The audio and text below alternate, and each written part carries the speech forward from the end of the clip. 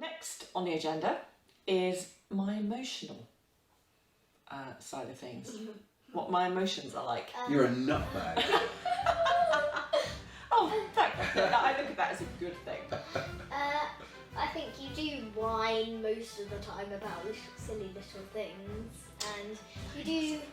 But is that an age thing? We're talking about age specifically here, about how Mum has reached what she perceives to be middle age now, 45 being half of her life, because she's apparently going to live till 90. At least. She doesn't know I have a knife. If you're my lawyer, you didn't hear that. That's rude. That's just rude. Ross, you didn't hear that. No. Anyway, what were we talking about? My emotions. Oh, emotions. I don't know that there's been a discernible change in terms of as you've aged. You've become nut-baggier, if that's a word. What? In the last couple of years. Baggier? Nut-baggier. Oh, nut-baggier. I was going to say, I'm not an old bag. How dare you? No, it's like a nut bag, but a comparative version thereof. Okay. A bigger bag of nuts. Yes, a bag with more nuts in, or What? a bigger bag to fit more nuts in. Gets you through the world. But I don't think that was the age. I don't think that was age. Bigger nuts. Are you going to keep interrupting me? Stop talking about big nuts. That sounds so wrong. Isn't one of those web shows. So what are we talking about again? Oh, you being insane. No, it's not. I don't think it's an age thing. No, I think it's just a state of mind. And who wouldn't be nuts living with these two? Yeah, there is that. To be fair, I think I've had the bigger problem with age over the last couple of years. It's been something where, as I have approached 40, I've started comparing myself more to others' achievements, realising that I'm not in my early 30s and the people I'm watching on the telly box are around my age, if not younger, and that has been something for me. Whereas you've been through that a few years ago, right? Yeah, I went through that before you were around. Although I don't know if I did. I can't really remember. I think I had a real crisis when I turned 30. A major crisis. For about a year. And then suddenly I realised it was a good thing. An emotional crisis based around realising that you are an age now that confers a different level of responsibility or lost opportunities? Bit of both, really. A bit of both. And also, it meant I had to be a bit more mature. But then who writes the rules that says that? Who writes the rules that says you've got to act a certain way at a certain age? Okay, yeah, we've got to be adult about things. It's Boris, isn't it? He doesn't write any rules. Who writes the rules these days? Don't know.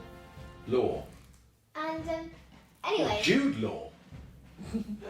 Has there been with you an age that you have hit along the way where you thought this is different, and you look back and you think, oh, it feels different now?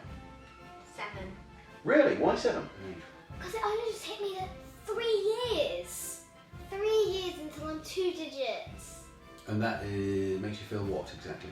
Makes me feel like life goes so quickly, and realising that I'd better get things out, like childish things out the way before I get a digit. Hang on, so you reckon at 10 suddenly you can't do things like pee yourself in public? No. Which means you do that right now?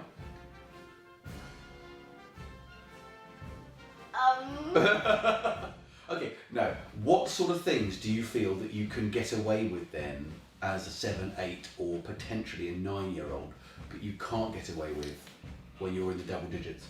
Silly answers to things or Okay. silly noises, because the world is now expecting of you that you're meant to be more grown up. Okay. You've always been quite grown up though anyway, haven't you? Really?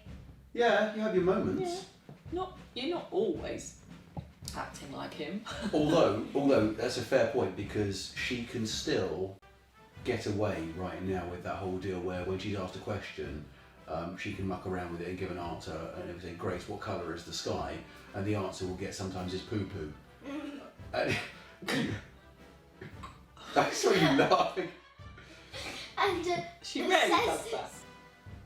I suppose when you are 12 or 13, then if you were in class, in geography class for example, and they asked you what the capital of Abyssinia was and you said poo-poo, then your geography teacher might give you detention. Or what do you think your geography teacher will give you?